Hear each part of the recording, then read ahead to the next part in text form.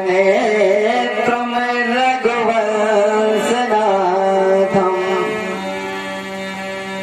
कारुण्य रूपम करुणाकरं श्री रामचंद्रम शरणं प्रपद्ये।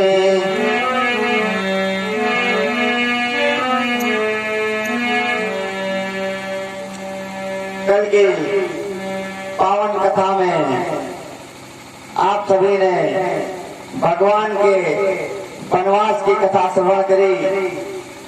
आज आप सभी श्री राम कथा में भक्त केवट का प्रसंग श्रवण करेंगे।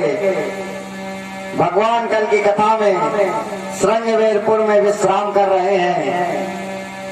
आज माता जानकी और भैया लखनलाल के साथ में भगवान गंगा के किनारे पहुंच रहे हैं। बाबा लिख रहे हैं कि मांगे भगवान जब गंगा के किनारे पहुंचे तो वहां जो केवट राज था, देवदत्त निखाद के यहाँ वह केवट राज गंगा के किनारे नौका को चलाता था। भगवान उस केवट से मांग रहे हैं कि हे केवट राज, मांगे नाम ना केवट आना, कहो तुम्हारे मरम मैं जाना।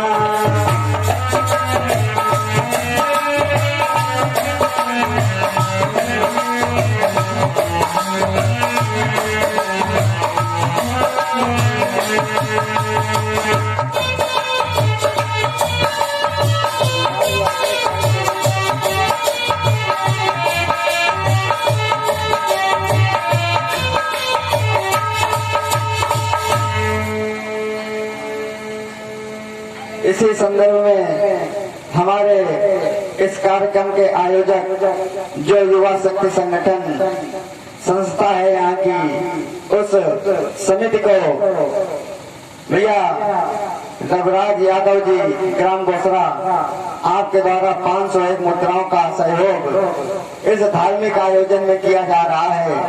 हमारी समिति आपका हार्दिक आभार व्यक्त करती है। आज भगवान ने उस केवट राज से कहा कि भैया केवट, अपनी नाव को इधर ले आओ, हमको गंगा पार करवा दो। केवट कहता है कि प्रभु मांगी नाव न केवट आना। भगवान ने नाव तो मांगी लेकिन केवट आया नहीं। वहीं से कह रहा है नदी के उधर से कि मैं तुम्हारे मरम को जानता हूँ, अर्थात कहा तुम्हार मरम मैं जाना। प्रभु मैं ऐसे नहीं आऊंगा, मैं आपके मरम को जानता हूँ। 10 मुद्राओं से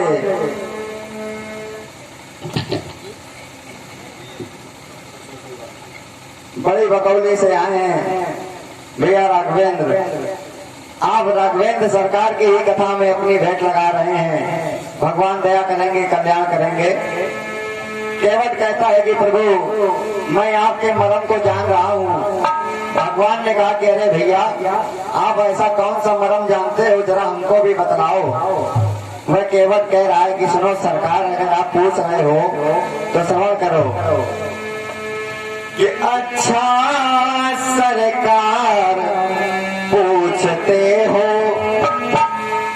तो कहता हूँ संशय अपना, भय भंजन मेरे सन्मुख है तो फिर क्यों रहने दो भय अपना।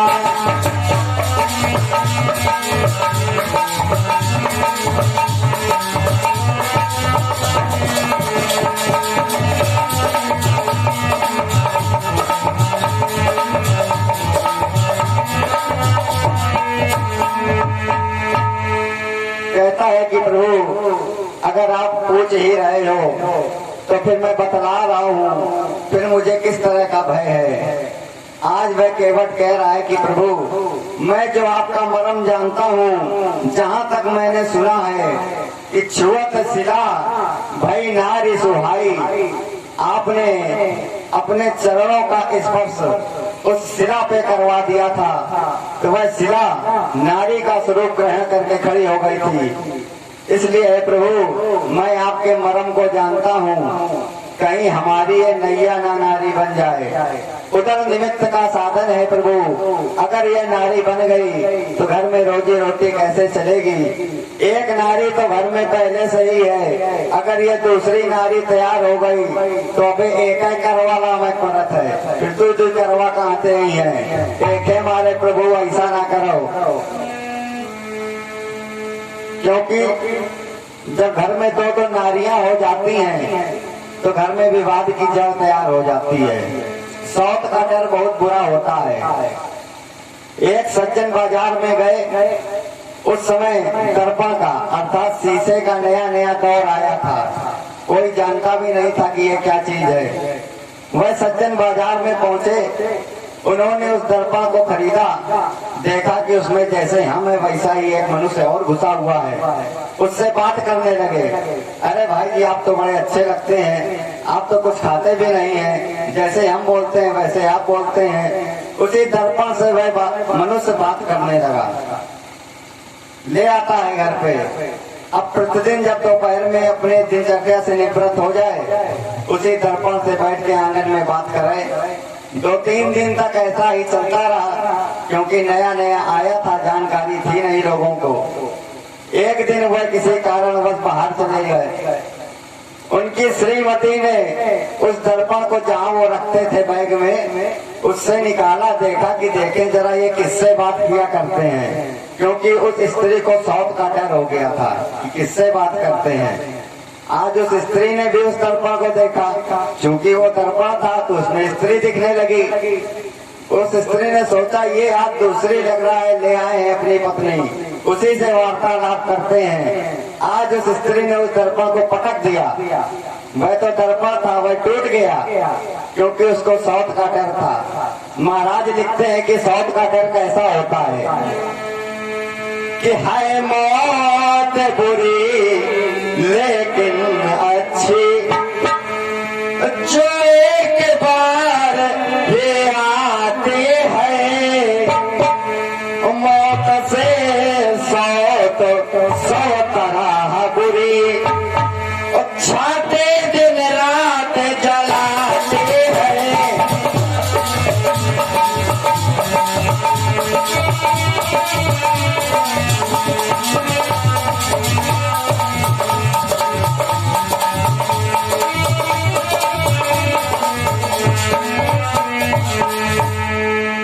वह केवट कहता है कि प्रभु, हम नहीं चाहते हैं कि हमारे घर में 2 नारियां हों, इसीलिए मैं आपके मर्म को जानता हूँ, मैं नहीं आपको ले चलूंगा।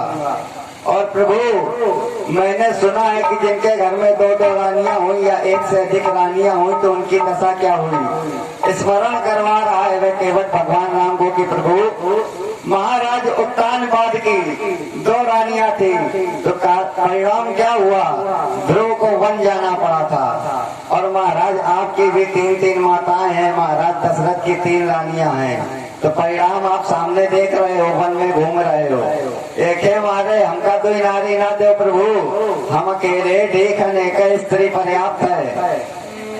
और केवट कह रहा है कि प्रभु, घर का लौट जाओ भगवान, भाई तुम्हारे मरम में जाना।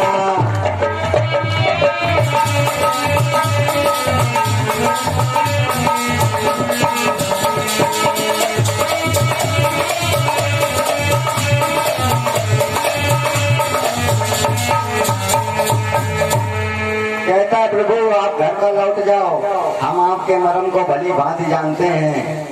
भगवान के मर्म की कथा पर प्रभावित होकर श्री राघवेंद्र सरकार के पावन चरणों में 11 मुद्राओं से राघवेंद्र सरकार के चरणों में भेंट लगा रहे हैं। बड़े भैया श्री रजोला तिवारी जी एवं समस्त आचार्यों का भी सहयोग एवं सम्मान कर रहे हैं। बहुत बहुत धन्यवाद। भगवान कल्याण करेंगे। आज केवट कहता है कि प्रभु मैं आपके चरणों को जादू को जानता हूँ और आपके चरणों का जादू कैसा है प्रभु कि इन चरणों में वो जादू है।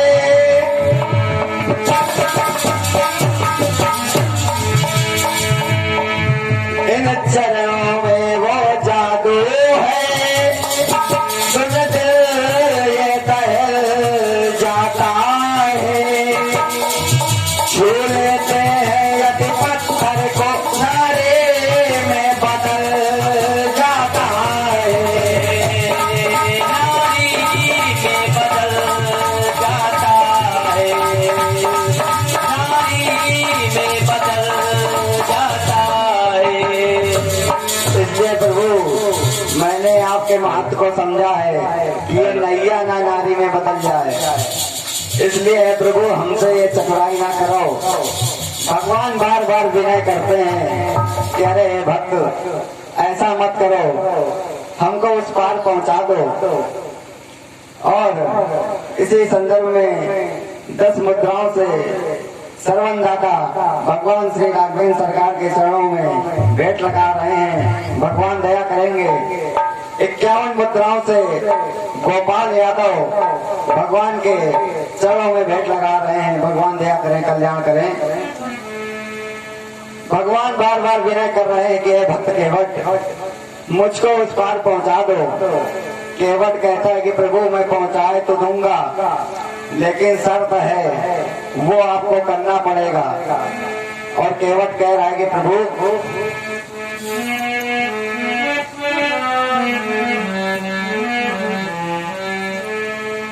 कि पद कमल धो चढ़ाई नावना नाथ उतराई चाहो।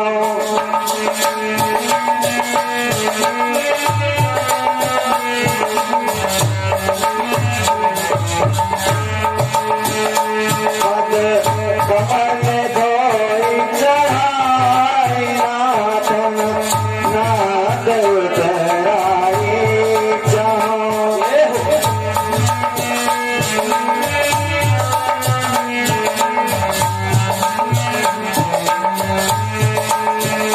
मोहि राम राउर आनि दशरथ सपथ सब साची कहूँ।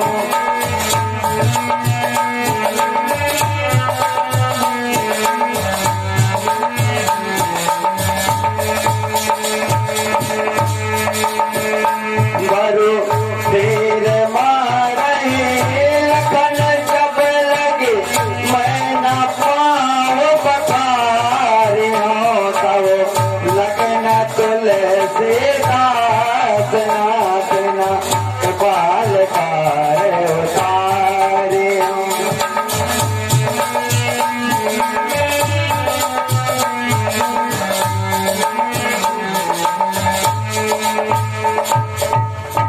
आज वह केवट कहता है कि प्रभु हम आपके पिता की सौगंध खा के कहते हैं महाराज दशरथ की कि जब तक आपके पैरों को अच्छी तरह से पखार नहीं लेंगे, धुल नहीं लेंगे, इसका परीक्षण नहीं कर लेंगे, तब तक हम नहीं चढ़ाएंगे। और इसी संदर्भ में 10 मुद्राओं से एक माता जी भगवान के चरणों में भेंट कर रही हैं। भगवान दया करेंगे। आज केवट कहता है कि प्रभु मैं जब तक अपने आपके इन पवित्र चरणों को धुल नहीं लूंगा तब तक अपनी नौका में नहीं चढ़ाऊंगा। तो जब ऐसी बात करने लगा, महाराज दशरथ की भी सौगंध देने लगा, तो भगवान उस भक्त केवट की इस तरह की बात को सुनकर हंसने लगे।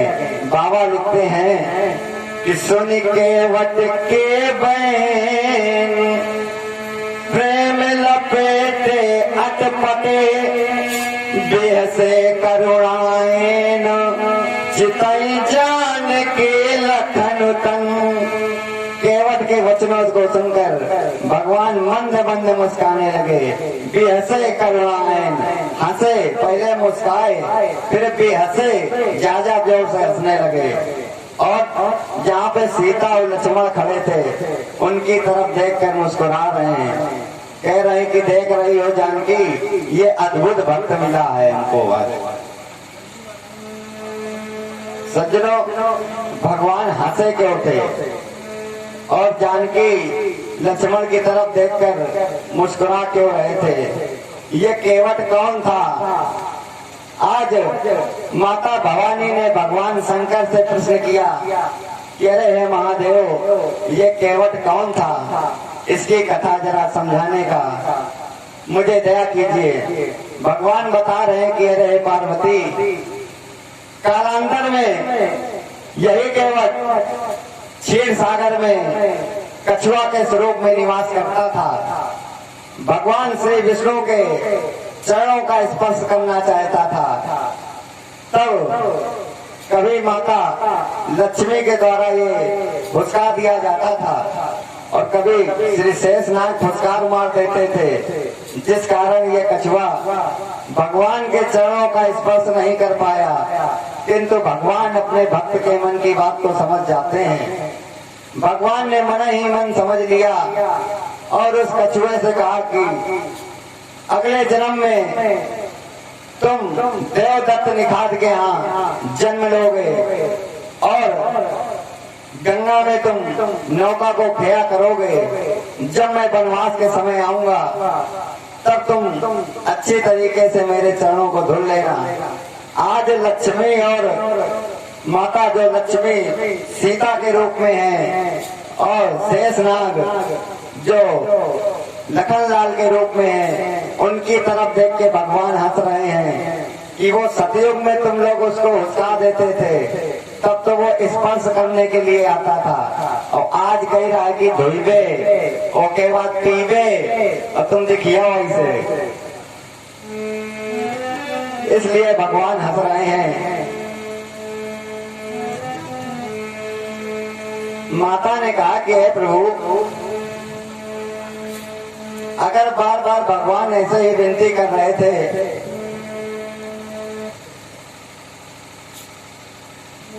भगवान के पावन चरणों में, ये बालक मोहित मिश्रा 11 रुपयों से द्रव्य अर्पित कर रहा है, भगवान दया करेंगे। साथ में ही सभी आचार्यों का सम्मान कर रहे हैं, भगवान कल्याण करेंगे। माता पार्वती कहती है भगवान से कि हे महादेव, भगवान राम इतना गिड़गिड़ा क्यों रहे थे उस केवट से? भगवान तो सर्वशक्तिमान थे, चाहते तो एक पैर इधर रखते, एक पैर गंगा के उधर पार हो जाते। केवट से इतनी विनय क्यों कर रहे थे? क्योंकि भगवान ने पहले भी ऐसा करिश्मा कर रखा है पावन अवतार में। आज आप लोगों ने कथा श्रवण भी करी है। माता पार्वती कह रही है कि प्रभु, पावन अवतार में भगवान ने कैसे नापा था लोग को? कि कहते हैं प्रभु ने अंश तलक सूरज के अंश ढाके डाले, तीन कदम की गिनती में तीनों ही लोग नाप डाले।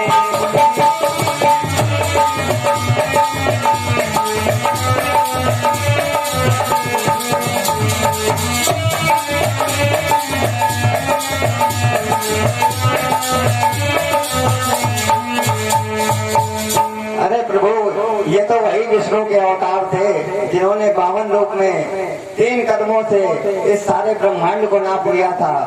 अगर आज चाहते तो गंगा को तो यूं ही पार कर सकते थे। उस केवट से इतनी विनय क्यों कर रहे हैं? भगवान कहते हैं कि हे पार्वती, ये मर्यादा का अवतार था। भगवान अपनी मर्यादा का उल्लंघन नहीं करना चाहते थे और उस भक्त केवट का भी कल्याण करना था, इसलिए उससे विनय कर रहे थे बार बार। भवानी ने फिर प्रश्न कर दिया कि चलो ठीक है प्रभु, अगर ऐसा ही है तो भगवान ने कहा कि अगर हम तुम्हारी बात मान लें कि अगर गंगा को भगवान अपने चरणों के द्वारा एक पैर इधर रख के और एक पैर उस पार रख के पार कर लेते, तो ये भी नीति शास्त्र के विरुद्ध था भवानी। क्योंकि गंगा प्रभु पगते प्रगटानी, ताते प्रभु की सुता कहानी। गंगा भगवान के दाहिने पैर के अंगुष्ठ के नाखून से उत्पन्न है, इसलिए भगवान की पुत्री है। और सुता के ऊपर पैर उठाना लोक लाज नासय विधि नाना। पुत्री के ऊपर पिता पैर उठावे नीति शास्त्र के विरुद्ध है। ये मर्यादा का अवतार था, इसलिए भगवान गंगा को ऐसे पार नहीं कर सकते थे। इसी कारण उस भक्त केवट से भगवान विनय कर रहे हैं। भवानी कहते हैं कि प्रभु अगर ऐसा ही है तो एक सूत्र है, आपत्ति काले मर्यादा नास्ति। आपत्ति काल में मर्यादा नहीं देखी जाती है। भगवान तो पार कर सकते थे। सीता का गोदी ले लेते और लक्ष्मण की अंगुरी कही लेते। सीता को गोद में उठा लेते और लक्ष्मण की अंगुली पकड़ लेते, पार हो जाते। केवट से इतनी विनय क्यों कर रहे हैं जब भगवान सर्वशक्तिमान है? बाबा कह रहे हैं कि हे पार्वती, इसका भी कारण है। ऊपर तप रहे सूर्य करारे, साथ में बाबा लगे हमारे। ऊपर तो साक्षात सूर्य भगवान प्रकाशमान थे और वो सूर्य वंश में हमारे उत्पन्न होने के कारण वह हमारे बाबा लगते हैं। इसलिए उनके सामने मैं अपनी मर्यादा का उल्लंघन कैसे कर सकता था? माता की इस तरह की बात सुनकर भगवान कहते हैं कि हे पार्वती, ये वही मर्यादा पुरुषोत्तम का अवतार है जिनको समस्त मर्यादाओं का पालन करते हुए अपनी संपूर्ण नर लीला को करना था। इसलिए पार्वती, उस भक्त के कल्याण हेतु भगवान आज विनय कर रहे हैं हाथ जोड़ के। ये रहे है केवट राज, हमको इस सरता के उस पार उतार दो। यह केवट सतयुग में कछुआ था, उसका तो कल्याण करना ही था, उस कछुए का मनोरथ सिद्ध करना ही था। अब जो केवट नाव चलाता था वह नाव भी कोई साधारण नाव नहीं थी। वह जिस लकड़ी की नाव बनी थी, भवानी कहती है कि प्रभु ये नाव कैसे तैयार हुई और कैसे केवट के पास आई, इस नाव का रहस्य बतलाइए। आज हाथ जोड़कर माता पार्वती भगवान शंभु से पूछ रही हैं। भगवान कह रहे हैं कि हे पार्वती, केवट जिस नाव को चलाता था प्राचीन समय में